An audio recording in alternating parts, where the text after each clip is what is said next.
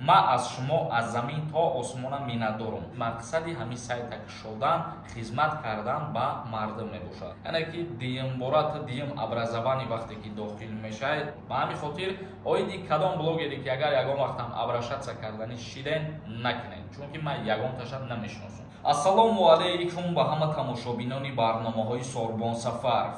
тамошобинони азиз, ҳатман дар канал обуна шидана фаромӯш накунед.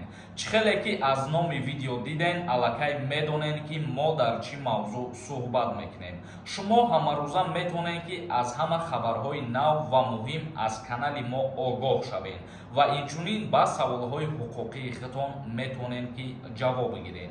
тамошобинони азиз, чихеле ки медонед ман рӯзи финали конкурса аниқ кардагиам. ҳамаш ба дастгирии нафарҳое мебошад ки ҳамарӯза мара тамошо мекунанд. ман аз шумо аз замин то осмона миннатдорам.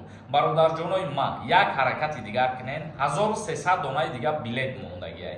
нафарҳое ки мехоҳед билет харидорӣ кунед, ба 1000 рубл 10 дона билетон метиҳем, а нархи як дона билет 250 рубла дар бар мегирад. номераи ватсапе ки дар рӯи экран дидесен, дар ҳамин номераи ватсап картаи Сбербанк ҳастай. карта ба номи Мунис меброяд. дар карта сумтона партоен чектона дар ин ҳами ватсап рӯй кунед. ҳамагӣ 75 дона приз барои шумо падбор кардагием. рӯзи 8 июн финал мондагием. оиди як масъалае ки бисёре аз шумо аллакай шоҳиди ҳамин чизҳо ҳастед. чихеле ки медонед, махсус дар шаҳри Москва метрои котельники рейдҳои вазнин рафтестай. муҳоҷироне ки дар Федератсияи Русия қарор дорен, аз ҳамаи шумо эҳтиромона хоҳиш мекунем ки дар ҳама ҳолат бо эҳтиёт бошед ва дар ҷои аввал ба худтон як чиза қонуну қоида бимонед ки шумо дар ҳар куҷое қарор доред қонун ва қонунгузории ӯ кишвара риоя кунед. яъне ман ҳуҷҷатгузориҳоро дар назар дорам. регистратсия ва патентҳои худтона сари вақт дуруст кунед, то қарзидор набошед аз патент, то регистратсияҳои фалшивӣ надошта бошед. чунки айни ҳол тасмим гирифтагианд дар тамоми Федератсияи Русия рейдҳои вазнин бигзаронанд. худтон дар интернет видеоҳоша дидесед ки чӣ хел дурини бозорҳо, дуруни кафеҳо, дуруни стройкаҳо диромада махсус муҳоҷирора рейд кардесиянд. ба ҳамин хотир ҳама вақт бо эҳтиёт бошем бародарони азиз. худованд кунад ки тамоми мардуми тоҷика, тамоми мардуми муҳоҷира худоҷон нигаҳбон бошад. акнун ба қисми хондани комментарияҳо мегзарем. дар ҳаминҷо ба ҳамаи шумо як чиза тавсия метиҳам. нафарҳоеро ки ҳуҷҷатҳош тамом шудагӣ бошад, агар бихоҳад ба границаи Қазоқистон сафар кунад, рақамҳое ки дар рӯи экран дидесен, ба ҳамин рақамҳо занг бизанед, шуморо ба границаи Қазоқистон мебарад ва худо хоҳад соҳу саломат ба хонатона миёратон. HF нависонда юристиҷаи мақсади ҳамин сайта кушодана дар чияе? ду моҳшид саволо додем, ҷавоб наметиҳӣ. бародарои азизу меҳрубон, баъзе ҳолатҳое ҳастае ки ман ҳамаи комментарияҳоро намехонам. агар ман ҳамаи комментарияҳоро бихонам, мумкин видеои ман 2 соат ё 1.5 соат бишавад.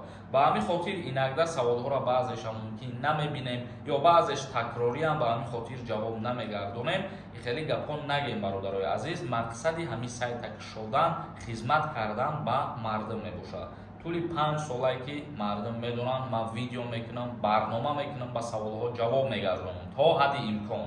як каси дигар нависондаи ман 2 кӯдак дорам. бачаам 4 сола, дуюмгиш 2 сола. мара мебаранд хизмат. илтимос акаҷон жду ответ. нафарҳое ки соҳиби 2 фарзанд мебошед, аз даъваткунӣ ба хизмати ҳарбӣ озод ҳастед. як каси дигар нависондаи ака, агар аз донишгоҳ хориҷ шуда бошӣ, дуюм бор вастанавид кунӣ, мебаранд раҳмат пешакӣ. дар ҳолате ки вастанавид мекунӣ ва донишҷӯ бошӣ, даъват намекунанд.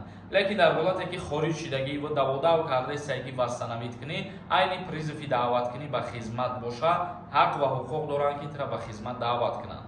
як каси дигар нависондаи салом Сорбон, як бачарам хизмат мебаранд, дар куҷо бояд ба қайд гирад сардори оила. нафарҳое ки як фарзанд мебошанд, дар военкомати ноҳиятон мерен, муроҷиат мекунед.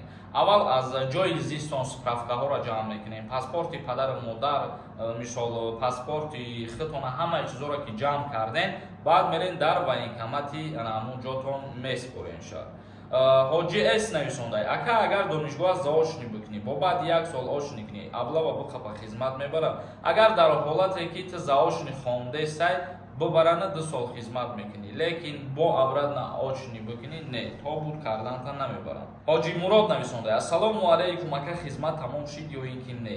Дар мавзӯи ба анҷом расидани даъваткунӣ ба хизмати ҳарбӣ худо розӣ боша пага видео мекунам, интизор бошед. Galaxy A нависонда: ассалому алайкум бародар Сорбон, Аллоҳи меҳрубон гузаштаҳота раҳмату мағфират кунад. Омин шеринара.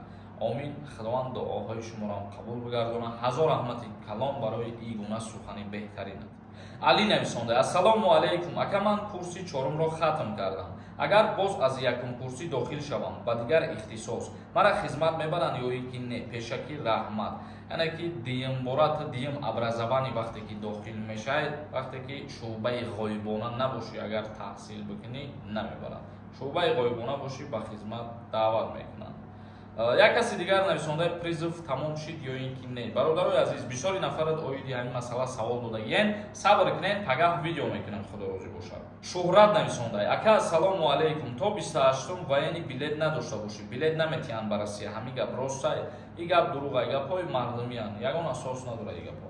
Одинаев Муҳаммадҷон нависонда: ассалому алайкум, акаи Сорбон, ака ман аз замони хурдӣ бо тағоям зиндагӣ мекунам. Аз падар дур. Падарам участкаи наздиҳавлигии худро дорад, бо 3 фарзанд аз дигар занашон. Ман метавонам ки тибқи қонун аз падарам замин талаб кунам. Пешакӣ раҳмат, акаҷон. Дар ҳолате ки тақсимот меравад, қонунгузорӣ барои ҳамаи фарзандҳо як хел тақсим мекунад. Мисол меорам ба шумо: агар ба ҳамун 3 фарзандеш ки аз дигари заншай замин тақсим карданӣ боша, ҳавлӣ тақсим карданӣ боша, дар ҳамин ҳолат то розигиит набоша, ба ҳамаш баробар тақсим кардан намешавад. Яъне ки фарзанд ҳақ дорад аз падараш ҳаққи худша талаб кунад. Хуррам нависонда: юристиҷаи илҳоми мирға бугу номероша бардорад. Ман илҳома намешуносам, то кира дар назар дорӣ. Агар ягон блогера дар назар доштагӣ бошӣ ба ҳамин ном, ман як гап мегӯям ба шумо ки ман қатъи ягон блогер рафтомад надорам, қатъи ягон ташвиштахез надорам. Ба ҳамин хотир оиди кадом блогере ки агар ягон вақтам абрашатса карданӣ шиден, накунед, чунки ман ягон таша намешиносам. Як каси дигар нависонда: ту чӣ хели юристи ҳама ахборора аз дигар ҷо мегирӣ, мехонӣ, тамом. Хабари хуш менависӣ сарлавҳада, барои просмотр чӣ коро мекунӣ? Просмотр итмада дар кор нест. Именно инами табори авла, баъд диюм ки мада як сампл фоида намеёрад. Сеюм и ки ма дар аввали барномаҳом ягон информатсия мегӯям, баъд ба саволот ҷавоб мегардонам. Та бадбахти беандеша нафаҳмӣ, ин проблемаи ман нест. Каром нависонда: дипломдоро ростай қонуни нав биромад, 2 сол хизмат мекунанд. Срочно жду ответ, брат. Не, ягон тағйирот ва иловаҳо дар ин мавзӯъ ворид шидагӣ нест. Як каси дигар нависонда: мекунанд регистратсия дар госуслуг. Легална регистратсия дар госуслуг мекунанд. Дар ҳолате ки ҳамин қонун қувваи қонунӣ пайдо кунад, баъдан шумо мерем ба НФЦ муроҷиат мекунед, дар оҷа аввал хитона ба қайд мегиред, баъд метавонед ки сайт бидроед, хитона регистратсияи оригинал бикунед. Як каси дигар нависонда: салом, акаи Сорбон, приза чӣ хел мегирӣ, если бир кунӣ? Ман дар Санкт-Петербург, можно сказать, жду.